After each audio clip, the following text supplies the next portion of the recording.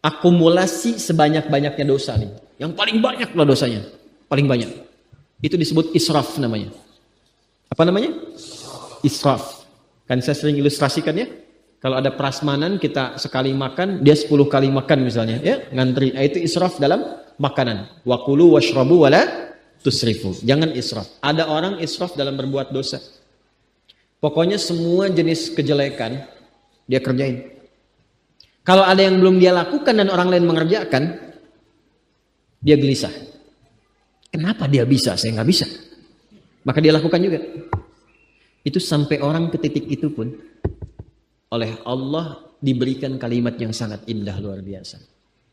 Quran surah 39 ayat 53. Qul firalkan ya Muhammad SAW. Katakan kepada hamba-hambaku, ya ibadi, hambaku, kata. Itu masih di aku hamba, Pak. Bu.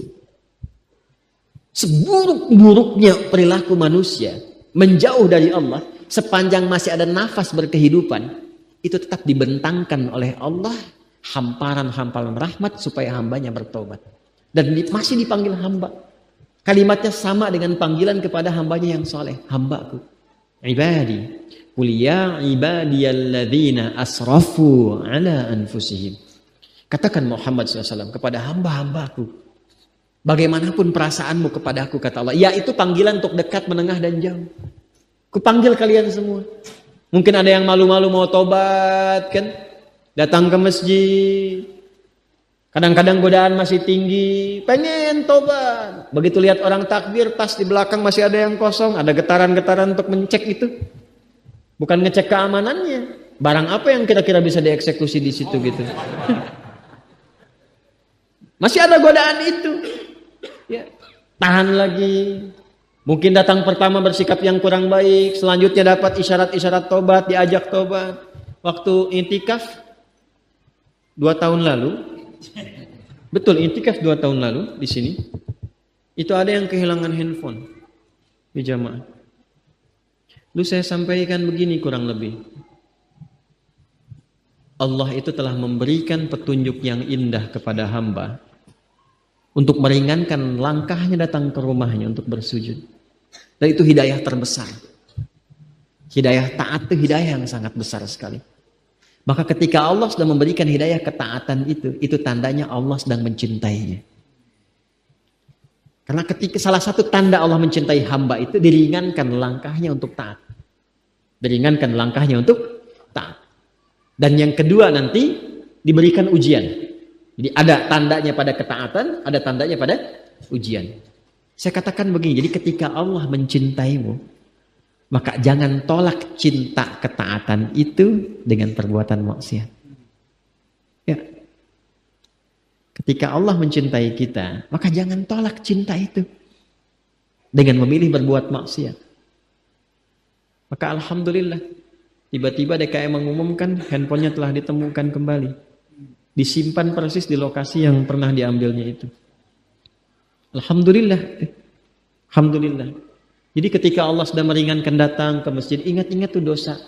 Ya, sujud, tobatin tuh. Alhamdulillah pulang dari sini dibersihkan misalnya, bersih dosanya. Nyaman lagi, tenang lagi. Nanti ada kelapangan di hati. Ciri dosa diampuni itu hati lebih lapang. Enak gitu. Tenang. Jelas ya? Nah itu gambaran yang saya sampaikan ya. Nah di ayat ini indahnya begini. La taqnatu min rahmatillah. Hambaku jangan putus asa dari rahmat Allah. Innallaha yaghfiru dzunuba jami'a. Sungguh pakai nun taukid lagi. Pakai inna lagi.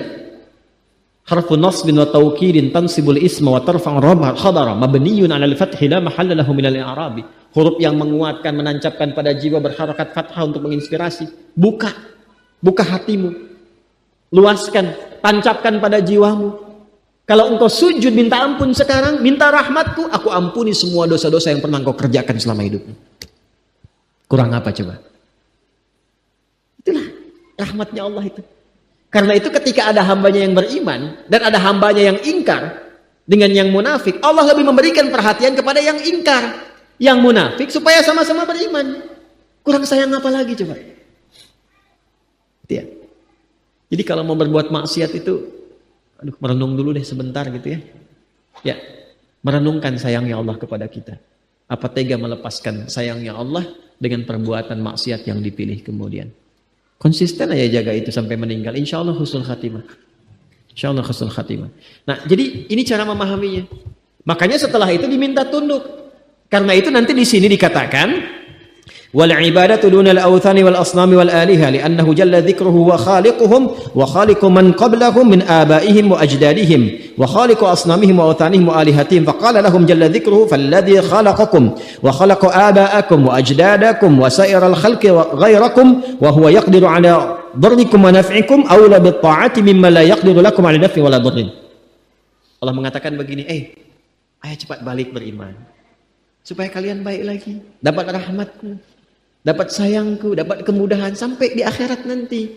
Maka cepat taubat, sujud, sembah aku.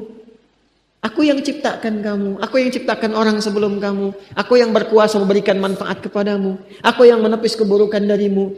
Kenapa dengan semua itu belum menyadarkan dirimu untuk kembali kepada aku dan menuhankan benda yang engkau sadari tidak memberikan respon apapun pada seruan dirimu? Itu akal kita disentuh itu. Ya. Aku kan yang menciptakan engkau, menciptakan orang sebelum engkau. Nanti kita bahas tafsiran khalaqa itu seperti apa. Sampai saking kalau kita nanya, dijelaskan oleh Allah diciptakannya bagaimana. Dijelaskan. Sampai dirinci ayat-ayat penciptaan itu. Sampai sebelum kita ada, bagaimana tercipta, di kandungan seperti apa, dilahirkan bagaimana, ibu yang mengandung rasanya bagaimana, setelah lahir seperti apa, diberikan ASI berapa lama, dirawat-rawat, disayang-sayang, ada persoalan apa diselesaikan, itu semua rinci. Bahkan turun surahnya, surah 76 itu surah Al-Insan. Tentang manusia. Hal ata 'alal insani hinum minad dahri lam yakun syai'an madhkura. Apa kamu belum sadar juga? Dulu ketika kamu belum ada itu, kamu ada di mana? Dalam kondisi apa? Satu-satunya kitab suci di muka bumi yang menjelaskan tentang penciptaan manusia dari sebelum ada sampai berpulang dengan sangat detil hanya Al-Quran. Dan yang bisa menjelaskan dengan detil itu pasti penciptanya. Kalau bukan pencipta nggak mungkin bisa menjelaskan dengan detil.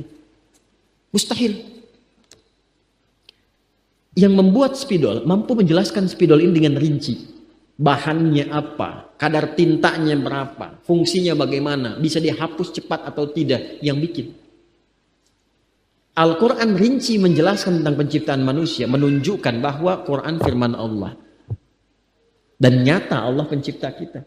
Sekarang yang menciptakan kita, menyayangi kita, mengasihi kita, jangan sampai kamu celaka.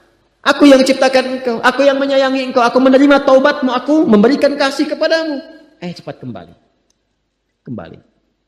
Sekarang alhamdulillah kita mengatakan beriman. Tapi kategori yang mana? Apakah iman yang pertama? Ataukah mengaku di lisan beriman tapi masih ada perbuatan maksiat? Atau ada sifat nifak yang menjangkiti dalam hati kita? Maka dengan ayat ini, satu ayat ini aja pulang taubat. Pulang taubat. Saya nggak mau Anda ngaji hafal ayatnya, cuma tahu halaman, tahu ini. Itu bukan istimewa. Banyak yang bisa begitu. Orientalis banyak kok. Hafal Quran, hafal hadis, ini itu banyak. Yang saya inginkan apa manfaat ayat ini terhadap perubahan pada diri kita. Karena ahli Quran itu kalau benar ngajinya merubah dirinya lebih baik. Itu yang dimaksud Quran surah Fatir di ayat ke-32. Tsumma awrafnal kitaba alladziina istafaina min ibadina faminhum zalimun li nafsihi wa minhum muqtasid wa minhum sabiqun bil khairati biidznillah. Allahu akbar. Ahli Quran yang benar itu yang ngaji, tafsir, yang membaca, yang menghafal. Itu Quran yang dia kaji, dia hafalkan, dia baca itu mampu merubah dirinya lebih baik. Makanya apa yang kita dapatkan di ayat ini? Oh, ini petunjuknya. Bergaul dengan orang dengan yang baik. Jangan banyak bertindak yang tidak baik supaya tidak muncul resiko-resiko yang tidak menyenangkan. Bersikap dengan baik. Tantangan itu wajar. Karena kalau mau pintar pasti mesti ada ujian. Kalau pernah berbuat salah, cepat kembali evaluasi. Itu spiritnya, cepat taubat sebelum berpulang. Jelas? Nah, dari mana kemudian penafsiran ini didapatkan? Sanadnya bersambung ke Ibnu Abbas. Wa kana Ibnu Abbas fima ruya lana anhu yaqulu fi dzalika nadhira ma qulna fihi. Dan adapun Ibnu Abbas radhiyallahu taala anhuma, kalau Ibnu Abbas pakai anhuma. dari apa yang diriwayatkan kepada kami dari beliau, pada kami di sini oleh muallif yaitu Imam At-Tabari, yaqulu fi dzalika nadhira ma qulna fihi, yaitu pendapat beliau sama persis dengan apa yang kami utarakan. Jadi kutipan dari tafsir ini sanadnya bersambung ke Ibnu Abbas radhiyallahu taala anhuma. Siapa Ibnu Abbas itu? Dia bukan orang sembarangan. Nama aslinya Abdullah. Nama aslinya siapa? Abdullah. Lahir 619 Masehi. Ya, lahirnya 619 Masehi. Kok nggak pakai hijriah Ustaz? Karena Nabi belum hijrah. Jelas ya? Karena Nabi belum hijrah. Nanti setelah Nabi hijrah, baru periode itu menggunakan tanggalan hijriah. Lahir 619 Masehi, anaknya paman Nabi Sallallahu Alaihi Wasallam, bagian dari ahli bait. Ya, anaknya paman Nabi namanya Abbas bin Abdul Muttalib radhiyallahu taala anhu. Ini beda usianya tipis dengan Nabi, 3 tahun saja Abbas itu. Abbas ini profesinya pedagang, Pak. Saya ulang ya, profesinya pedagang. Punya anak sulung namanya Fudail. Anak bungsunya namanya Abdullah. Sebelum masuk Islam, beliau ini termasuk pelaku riba. Ya, termasuk pelaku riba. Ya, bagian dari rentenir juga. Yang meminjamkan apa dan seterusnya. Ini praktek-praktek riba demikian. Alhamdulillah masuk Islam. Dan riba pertama yang dibebaskan oleh Nabi Sallallahu Alaihi Wasallam adalah riba pamannya sendiri, yaitu Abbas bin Abdul Muttalib. Menariknya apa? Ini yang hebat yang kita teladani. Kenapa saya cerita ini yang mau saya sampaikan. Jadi kalau kita ngaji hadis dengan riwayat, saya sarankan jangan langsung ke informasinya, ke isinya. Gali dulu tentang orang yang menyampaikannya. Karena setiap tokoh yang meriwayatkan hadis itu selalu punya inspirasi tersendiri. Dan kadang berpengaruh untuk menjelaskan hukum. Ya, nanti kita kalau masuk ke rawi-rawi tertentu kita jelaskan. Nah, Abbas ini setelah masuk Islam itu juga sangat mencintai kajian, ya.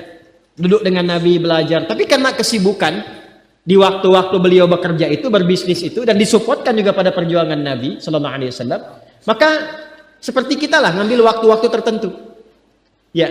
Tapi visinya begitu panjang. Saya boleh punya kesibukan terbatas mengakses taklimnya Nabi Sallallahu Alaihi Wasallam, tapi mesti ada kebanggaan di keluargaku yang mewarisi ilmunya Nabi Sallallahu Alaihi Wasallam. Maka beliau investasikan anak bungsunya Abdullah untuk memulazamahi, melazimi, ya, untuk terus mengikuti majlisnya Nabi Sallallahu Alaihi Wasallam. Maka anak ini sejak usia dini disertakan di majlis Nabi Sallallahu Alaihi Wasallam. Jadi Abdullah kecil ini dari kecilnya tuh dari merangkaknya, mainnya itu di majlis Nabi aja. Makanya semua yang terdengar, yang terlihat tuh semuanya baik-baik semua. Karena itu ketika Nabi menyaksikan itu pun keluar di lisan Nabi sambil dipegang dengan lembut itu, Allahumma faqihhu fid din wa 'allimhu ta'wil. Itu doa langsung dari Nabi sallallahu alaihi wasallam.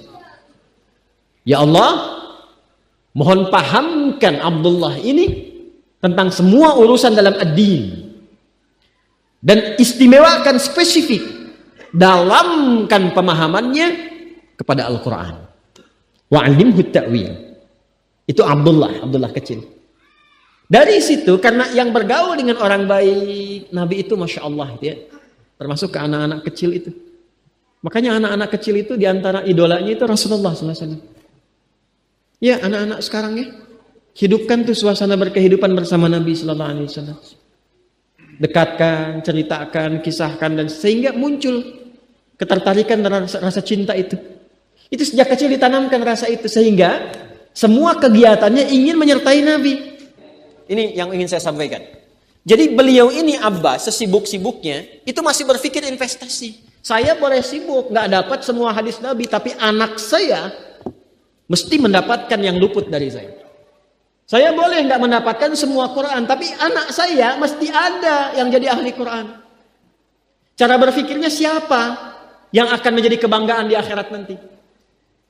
Di dunia itu semu dunia itu.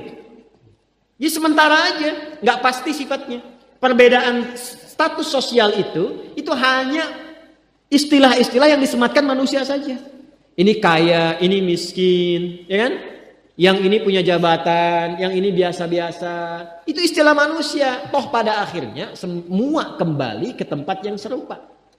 Dan menariknya begini, yang kaya, yang punya jabatan, tetap di akhir hidupnya pengen punya gelar yang sama dengan yang miskin. Atau dengan yang disebut miskin. Maaf, kalau ada orang disebut miskin, meninggal, di papan nisannya ditulis apa? Di papan nisannya ditulis apa? Almarhum. Yang kaya juga kan pengen sama disebut almarhum. Iya kan? Tuh. Jadi nggak ada bedanya setelah berpulang itu. Perbedaan tuh hanya di amal saja. Itu poinnya.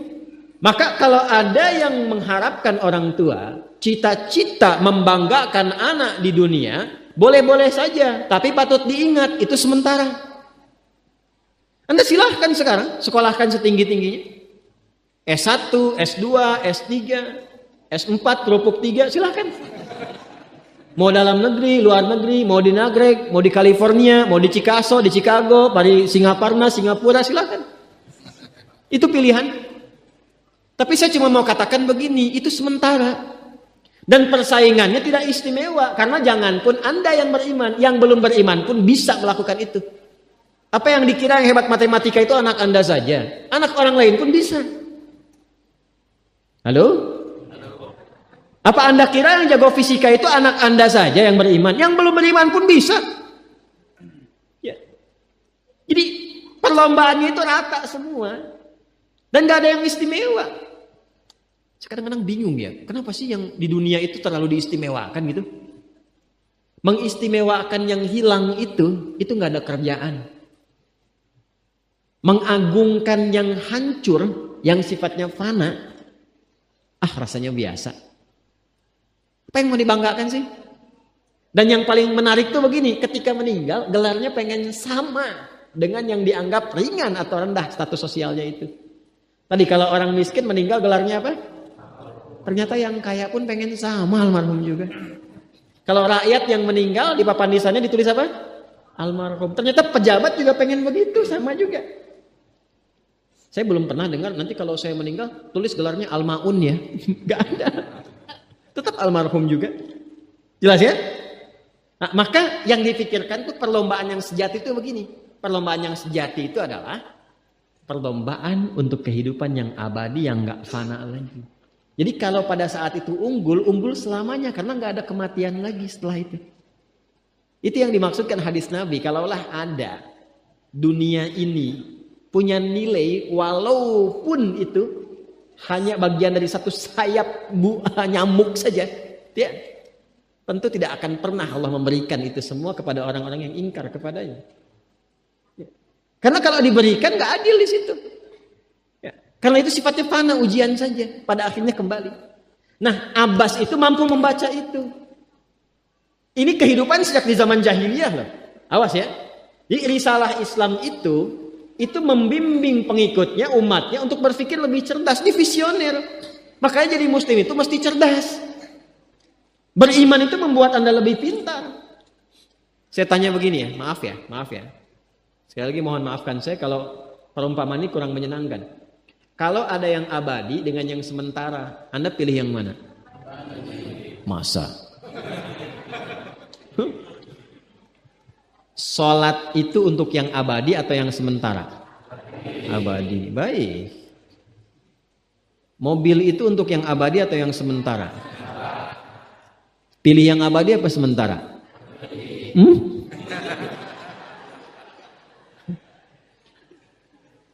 Di Kiai itu ada mobil Innova tuh.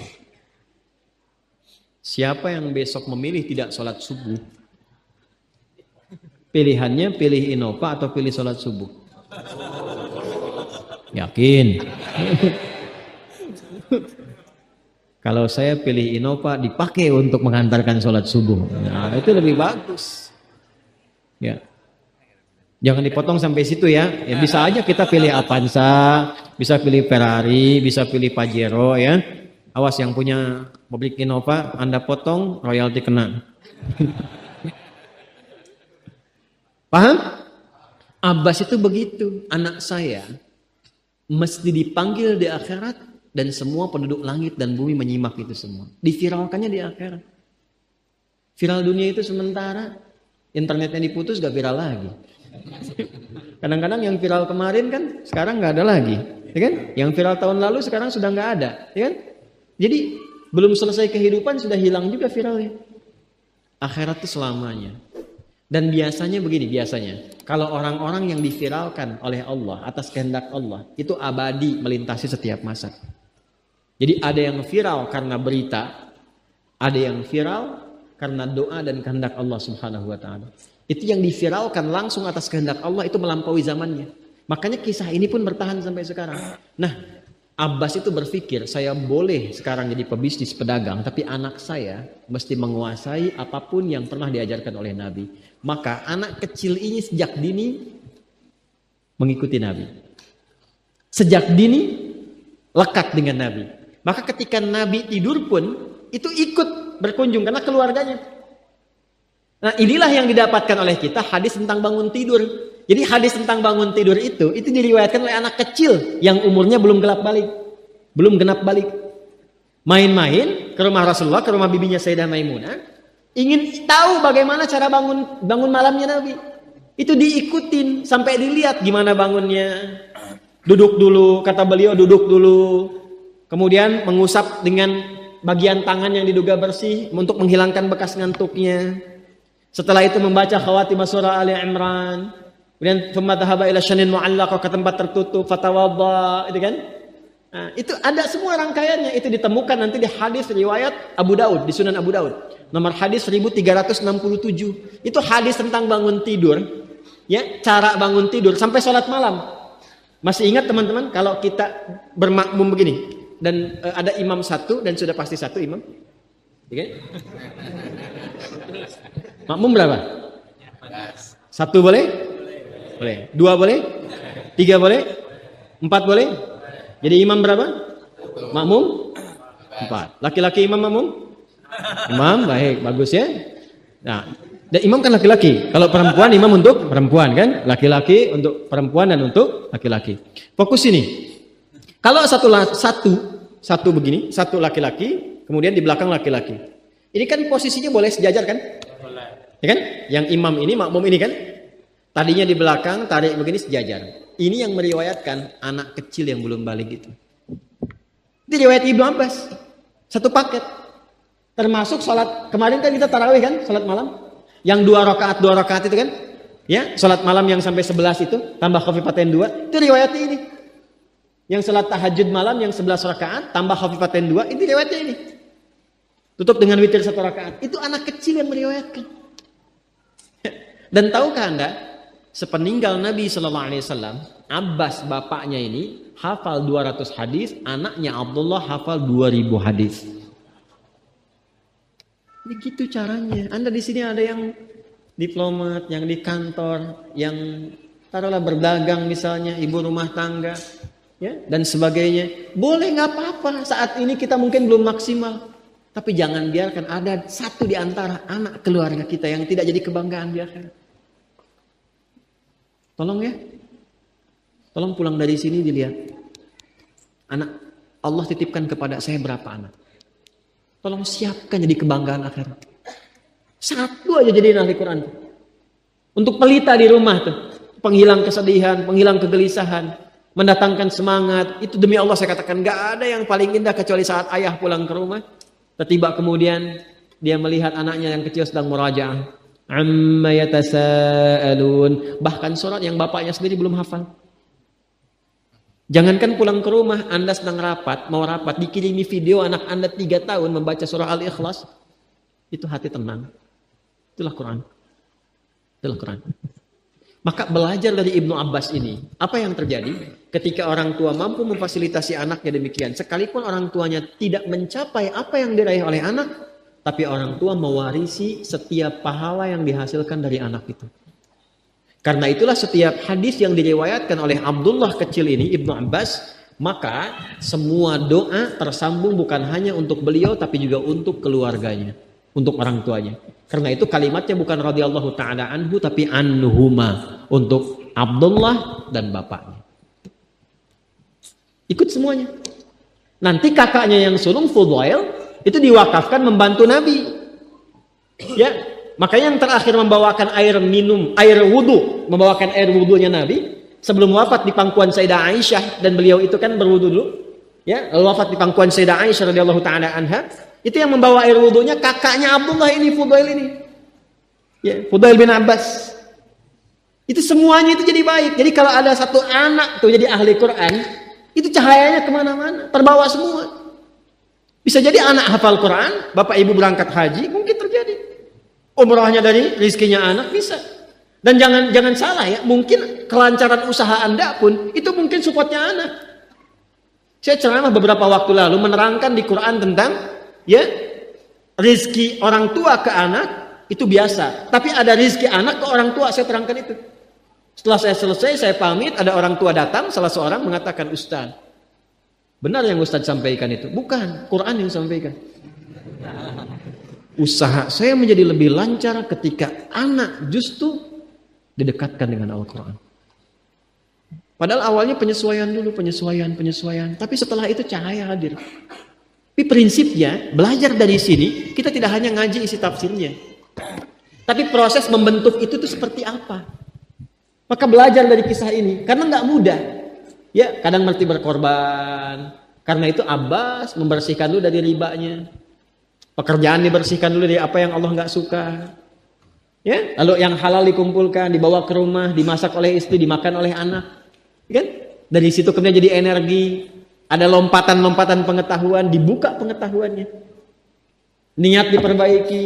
Itu banyak yang seperti itu. Nah, jadi kesimpulannya, saya ingin sampaikan bahwa pertama, Allah menyayangi kita. Maka segera respon dan tangkap rasa sayang ini dengan ketaatan kepadanya. Satu itu. Yang kedua, pancarkan cahaya taat itu sekalipun pada pelaku maksiat. Sekalipun pada orang-orang yang belum beriman kepada Allah Subhanahu wa taala, maka bergaul dengan mereka.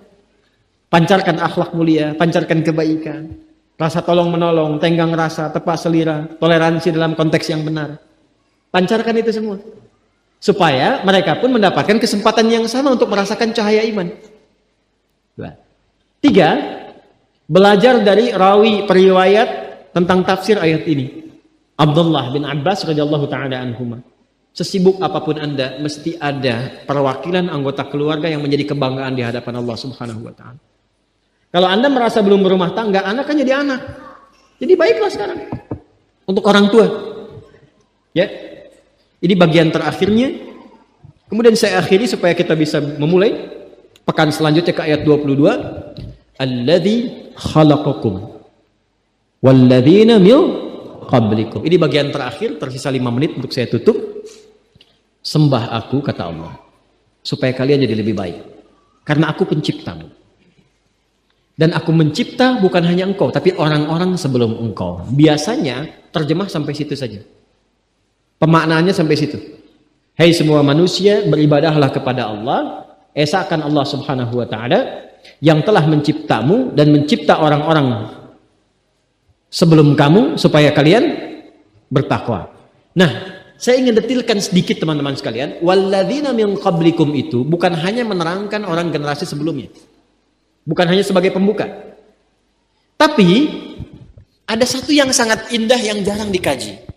Perhatikan sini baik-baik. Yuk kita baca ayatnya. Ya ayyuhan nasut taqu. Budu. Ya ayyuhan nasu budu. Rabbakumul ladzi khalaqakum. Di sini khalaqakum. Walladzina min qablikum walladzina min qablikum la'allakum tattaqun. Perhatikan, saya sudah bahas ya ayyuhan nasu ubudu rabbakum sudah, alladzi khalaqakum sudah, la'allakum tattaqun sudah kan ya. Sekarang ini yang belum saya detilkan, walladzina min qablikum, dan semua generasi manusia yang pernah hidup sebelum kalian. Fokus baik-baik, fokus baik-baik. Ayat ini untuk umat Nabi Muhammad di era beliau hidup saja atau sampai kehidupan manusia berakhir. Saya ulangi. Al-Baqarah ayat 21 ini untuk umat di masa Nabi Muhammad saja, artinya di era Nabi hidup, atau terus berlangsung sampai kehidupan berakhir? Terus berlangsung. Artinya ayat ini pun berlaku untuk kita ya. Baik. Sekarang begini cara memahaminya. Kita ada di sini nih kita. Sebelum kita ada generasi? Ada generasi sebelum kita. Saya bawa terus ke 15 abad ke era Nabi Muhammad SAW. Ya, awas, hati-hati. Sebelum Nabi Muhammad ada manusia, ada generasi? Ada, terus sampai ke Nabi Adam alaihissalam. Fokus baik-baik. Ini maknanya dalam sekali. Satu, ada makna tauhid.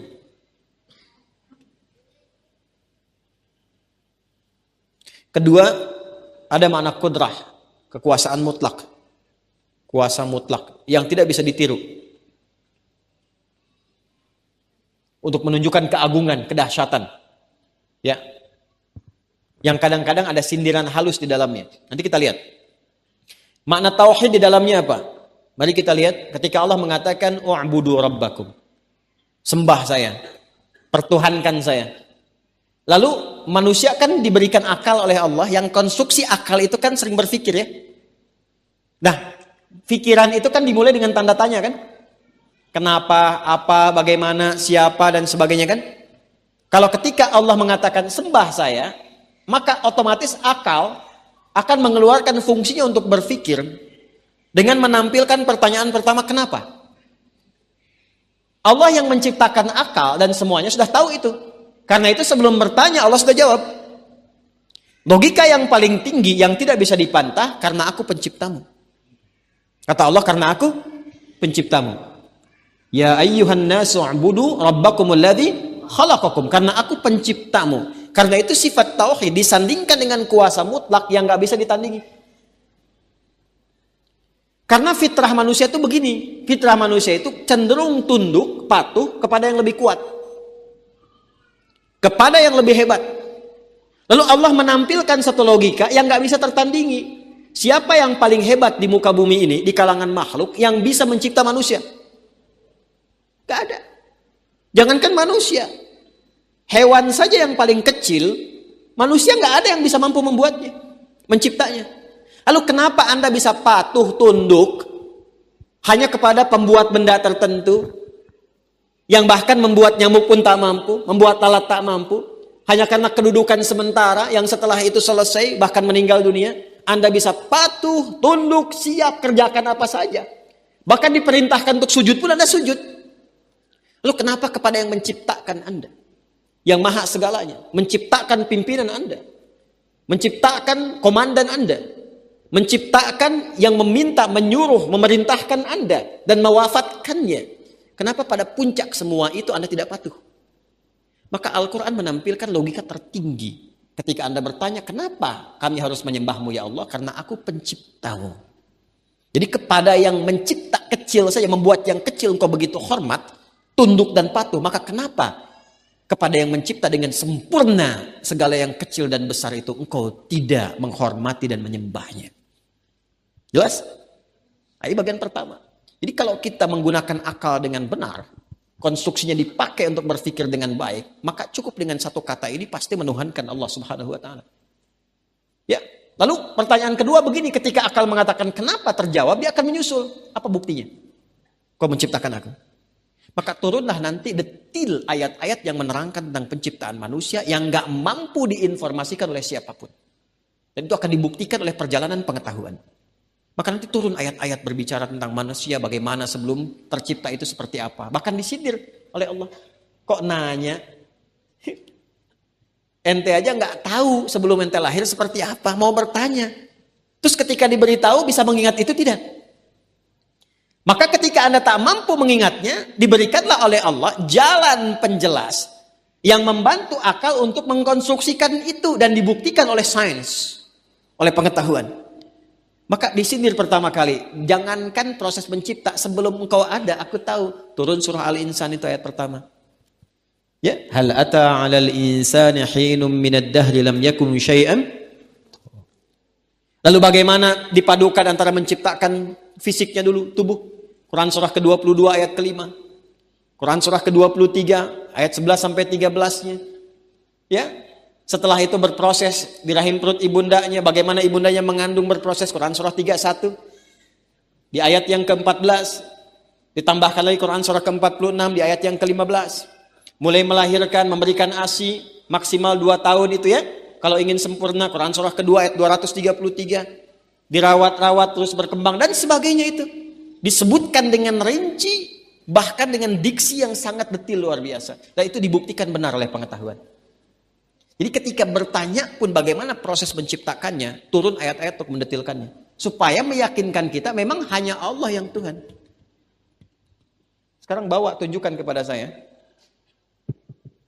Di abad 15 yang lalu, 15 abad yang lalu, siapa yang sudah bisa membuat satu karya, buku, bacaan yang menerangkan tentang proses penciptaan manusia dengan begitu detil? Kitab mana, termasuk kitab yang disucikan, kitab mana, kitab suci mana yang menceritakan penciptaan manusia dengan begitu detil? Bandingkan dengan Quran. Dan dahsyatnya, Quran memperkenankan ayat-ayatnya untuk diteliti, diriset, dan dibuktikan.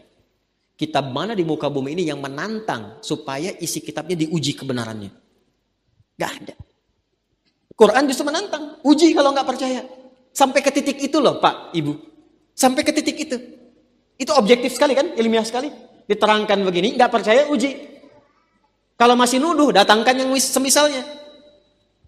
Kalau masih nuduh juga, keterlaluan. Sudah nggak punya bukti, nggak bisa datangkan. Sudah yakin dengan kebenaran, tapi masih nuduh. Itu kurang kerjaan. Ya kan? Biasanya orang kalau sudah nggak punya argumentasi, nuduh. Biasanya begitu. Nah, makanya la raiba fi dzalikal kitabu la raiba fi. Raib itu meragukan sambil nuduh. Tapi lucunya nggak punya bukti, ya, nggak punya kekuatan berargumentasi, menuduh. Makanya ditantang. Di ayat 23 nanti tantangannya akan muncul sampai 24. Sabar ya, masih 21. Ya. Nah ini. Nah, kemudian yang paling menarik adalah ini. Muncul kalimat ini. Kalau kita manusia sampai sini mungkin cukup. Ini indahnya diksi Al-Qur'an. Saya tanya begini ya, Apa lawannya kurang? Halo? Lawan kurang itu lebih kan? Baik. Lebih itu sama dengan tambah kan? Baik. Makanya di matematika ada tambah, ada kurang, ya kan? Kalau di hitungan prediksi ada kurang lebih kan? Ada tambah, ada kurang. Baik, sekarang perhatikan. Logika manusia, lawannya tambah itu kurang. Tapi diksi yang Allah sampaikan di Al-Quran tidak begitu. La in syakartum wa la in kafartum inna adzabi syadid. Kalau kalian bersyukur, aku tambah. Tapi kalau kalian kufur, Allah tidak katakan aku kurangi. Karena sifat Allah tidak pernah mengurangi nikmat yang telah dijanjikan pada hambanya. Apa lawan tertawa? Nangis. Apa lawan hidup? Mati. Apa lawan kaya? Bukan miskin. Cukup itu Anda karena mikir Quran aja. Kalau pikiran manusia pasti cari lawannya. Wa annahu adhaka wa abka. Dialah Allah yang telah menjadikan seorang tertawa dan menangis. Amata wa ahya, mematikan, menghidupkan. Tapi aghna wa aqna, yang menjadikan seorang kaya dan cukup. Jadi nggak ada sebetulnya yang miskin. Yang miskin itu manusianya yang tidak pernah merasa cukup. Dan saking sayangnya Allah masih disupport juga lewat zakat. Nggak cukup dengan zakat, pakai infak. Nggak cukup dengan infak, pakai sedekah. Kalau masih nggak cukup juga, memang manusianya yang pengen miskin. Halo? Dia. Nanti begitu masuk ayat 215 kita akan mengerti tentang itu. Kita masih di ayat 21. Ya? Nah, ini yang ingin saya katakan. Sebetulnya kalau bahasa manusia, sampai alladzi khalaqakum saja cukup. Ya ayyuhan nasu ubudu rabbakumul ladzi khalaqakum la'allakum tattaqun. Cukup, selesai. Kenapa mesti ada walladzina min qablikum? Apa dasarnya di situ? Nah, ini isyarat Quran begitu tinggi untuk menerangkan kepada kita bahwa sebelum kita pun sudah ada makhluk-makhluk yang lain. Generasi manusia-manusia lain. Coba lihat mereka. Satu, bagaimana ketika mereka soleh. Apa hasil yang mereka dapatkan? Bagaimana viral kisahnya? Bagaimana dibicarakan dan diungkit mereka? Bagaimana diistimewakan? Sebaliknya ketika mereka ada yang kufur, bagaimana nasibnya dalam perjalanan sejarah? Bagaimana Fir'aun dibincangkan? Bagaimana Qarun dibicarakan? Bagaimana Haman diviralkan? Seperti apa Musa, Harun kemudian dikisahkan? Dan seterusnya. Maka Allah seakan ingin mengatakan, kalau kalian benar menyembahku seperti orang-orang dulu itu menyembahku, maka yang terjadi akan begini. Tapi kalau kalian kufur, ingkar, kalian punya kedudukan sombong, punya kekayaan ria, punya pangkat jabatan kekuatan merendahkan, maka lihat bagaimana Fir'aun, bagaimana Qarun, bagaimana Haman berjalan di muka bumi. Seperti apa kemudian dipertontonkan sampai dengan saat ini. Maka kita diminta untuk melihat dari perjalanan sejarah agar mengambil hikmah tentang apa yang kita rasakan dan lakukan saat ini. Maka kalimat walladzina min qablikum kelak akan ditafsir dengan turunnya tentang kisah-kisah orang-orang di masa lalu. Jadi dibuka dengan pendahuluan walladzina min qablikum sehingga manusia bertanya, kalau belum tahu kan bertanya. Dan orang sebelum kalian, logika kita akan bertanya, siapa orang sebelum kita ini? Maka banyak bertanya, Yahudi mengetes, Muhammad kisahkan dong tentang Zulkarnain, maka turun surah Al-Kahf itu bercerita tentang itu. Bagaimana kisah Luqman, bagaimana kisah Yakub, bagaimana kisah Ayub. Menariknya apa? Nanti setelah sampai ke ayatnya, semua ayat-ayat yang berbicara tentang orang di masa lalu itu penutupnya rata-rata akan ditutup dengan jembatan membangun kesadaran yang menginspirasi. Kalimat Qur'annya disebut ibarah. Inna fi dzalika la'ibratan liulil absar. Nanti ada ulul absar, ya, ada ulul albab. Ada ulul absar, ada ulul albab, ya. Di surah Ali Imran ayat 13 ulul absar, nanti di surah Yusuf penutupnya ulul albab. Ulul absar bagi yang bisa melihat, meriset dengan kejernihan pandangannya.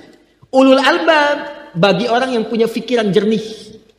Jadi kalau kita berpikir jernih, pandangannya jelas, tidak ada kabut, nggak ada halangan, seharusnya semua kisah-kisah di masa lalu itu ibarah. Apa itu ibarah? Bukan pelajaran. Kata dasar ibarah itu dari kata abara ya ambur. Sesuatu yang dilewati, melewati jembatan. Ya, sebagai penutupnya begini. Jembatan itu kan penghubung, ya. Maka seakan Allah ingin sampaikan begini, saya akan kisahkan kepada kalian kisah-kisah di masa lalu supaya menjadi jembatan yang menghubungkan dengan keadaan kalian di masa kini untuk mengambil inspirasi dari apa yang mereka telah alami di masa lalu. Itu maksudnya. Jadi ketika Nabi Muhammad sakit, diturunkan kisah Nabi Ayub. Muhammad SAW, kamu sakit sekarang, tapi Ayub penyakitnya lebih daripada kamu. Maka ketika Ayub sakit, ini yang dilakukan. Maka Nabi belajar dari sikap Nabi Ayub diterapkan dalam kehidupannya. Ketika beliau disakiti, turun ayat-ayat tentang Musa. Muhammad SAW, Musa itu lebih daripada kamu. Ya, udah ngeyel umatnya, baru diselamatkan dari Fir'aun, kaki belum kering, sudah minta Tuhan yang lain, dan sebagainya. Itu dipakai sikap itu untuk sabar menghadapi umatnya. Makanya ketika terjadi pembagian ghanimah dan ada yang komen di antara prajurit, ini nggak adil, ini bukan hukum Allah, ini bisa-bisaannya Nabi aja. Dulu udah ada yang begitu. Ya, udah ada yang begitu.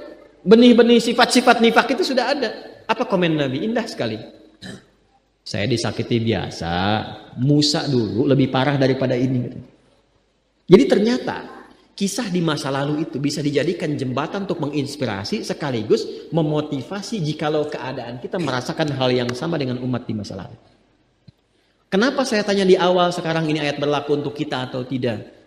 Kalau Anda mengatakan untuk kita, maka jangan tarik terlalu jauh. Bawa aja kehidupan kita ke inspirasi di era Nabi.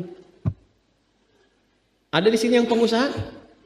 Ada. Kan zaman Nabi juga ada yang pengusaha, yang pebisnis, yang pedagang ada. Kenapa Anda tidak belajar dari kisah berdagang sahabat-sahabat Nabi yang nilainya bisa menginspirasi Anda? Ada di sini yang pengajar, ada. Kenapa nggak belajar dari sahabat-sahabat Nabi bagaimana cara mengajar yang efektif? Keluarkan itu semua, jadikan kurikulum kehidupan. Maka itu akan jadi jembatan yang terbaik untuk memberikan satu kurikulum kehidupan yang mencerahkan. Karena Nabi mengatakan, khairul qarni, era terbaik itu adalah eranya Nabi Sallallahu Alaihi Wasallam. Thumma alladhina yaluna. Kemudian era setelah itu, kemudian era setelah itu, kemudian era setelah itu. Ngikut terus sifat baiknya. Jadi kalau kita bisa mengambil saripati kehidupan dan miniatur praktek kehidupan Nabi, diterapkan nilainya ke kita sekarang, maka kita akan bertransformasi menjadi era terbaik di masanya. Itulah sebabnya saya tutup yang menjadikan Al-Imam Al-Bukhari merumuskan kitab sahihnya ke dalam 97 topik. Setiap topik itu kurikulum yang kita butuhkan. Di setiap topiknya ada ayat, ada hadis, ada ayat, ada hadis. Di cara bacanya begini, Anda profesinya apa? Lagi butuh apa, keluarkan temanya. Kan sering ada pertanyaan kan, iman itu naik turun kan? Bagaimana supaya naik dan dijaga supaya nggak turun? Maka buka kitab yang kedua, Kitabul Iman. Nanti ada ayatnya, ada hadis, jumlahnya 57. Keluarkan, pelajari.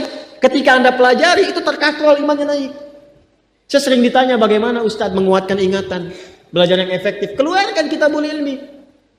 Kitabul Wahyi, Kitabul Iman, Kitabul Ilmi. Di Kitabul Ilmi itu ada perangkat cara belajar yang efektif. Keluarkan, pelajari. Itu yang kita terapkan dalam kehidupan. Dan hasilnya bisa dirasakan. Semua mendapatkan yang sama, itu lompat setiap era generasinya. Itu terapkan, bawa dalam kehidupan. Nah, ini yang kita dapatkan. Jadi ayat ini, satu ayat itu hanya pembuka saja, tapi mengantarkan pondasi yang sangat kokoh untuk kita memilih membangun bangunan apa yang ingin kita dapatkan untuk kehidupan kita. Tinggal Anda bangunannya mau apa, keluarkan ayatnya setelah itu. Profesinya mau apa, tanamkan ayat dan hadisnya dalam jiwa kita, praktekkan dalam kehidupan. Insya Allah, apapun yang kita lakukan itu senantiasa berada dalam ridha Allah Subhanahu wa taala. Jelas sampai sini? Ya, makanya di ujungnya ditutup dengan kalimat la'allakum, dan semua puncak kebahagiaan, kemakmuran, kebaikan ada dalam nilai takwa yang pernah kita ulas di pertemuan sebelumnya. Assalamualaikum warahmatullahi wabarakatuh. Alhamdulillahi rabbil alamin.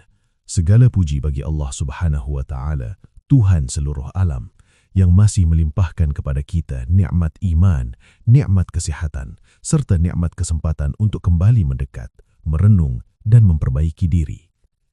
Salawat dan salam semoga senantiasa tercurah kepada junjungan kita Nabi Muhammad SAW, kepada keluarga beliau, para sahabat beliau, dan seluruh umatnya yang setia mengikuti ajaran beliau hingga akhir zaman.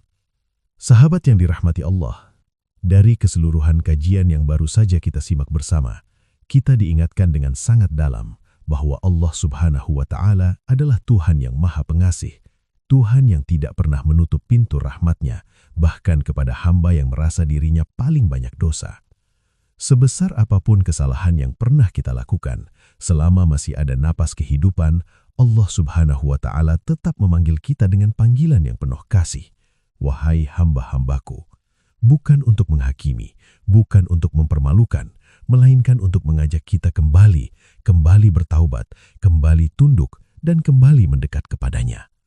Kita juga diajak untuk memahami tauhid bukan hanya dengan perasaan, tetapi dengan akal yang jernih dan hati yang terbuka, bahwa hanya Allah Subhanahu wa taala yang menciptakan kita, menciptakan generasi sebelum kita, dan mengatur seluruh kehidupan ini dari awal hingga akhir.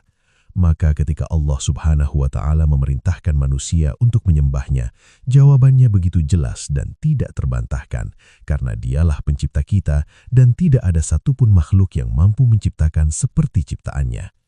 Melalui Al-Quran, Allah Subhanahu wa taala menjelaskan penciptaan manusia dengan sangat rinci, dari sebelum kita ada, bagaimana kita diciptakan, bagaimana kita tumbuh di dalam rahim, hingga akhirnya kita kembali kepadanya.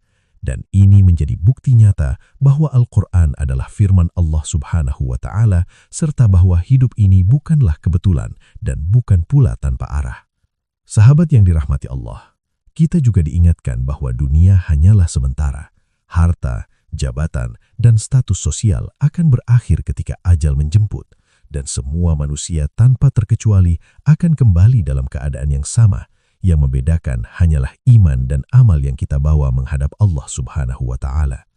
Melalui kisah Abdullah bin Abbas, kita belajar bahwa pendidikan iman adalah investasi terbaik, bahwa orang tua boleh sibuk dengan urusan dunia, tetapi jangan sampai lalai menyiapkan generasi yang dekat dengan Al-Quran, karena anak yang tumbuh dalam cahaya Al-Quran bukan hanya menjadi kebanggaran di dunia, tetapi juga menjadi sumber pahala yang terus mengalir bagi kedua orang tuanya hingga akhirat kelak.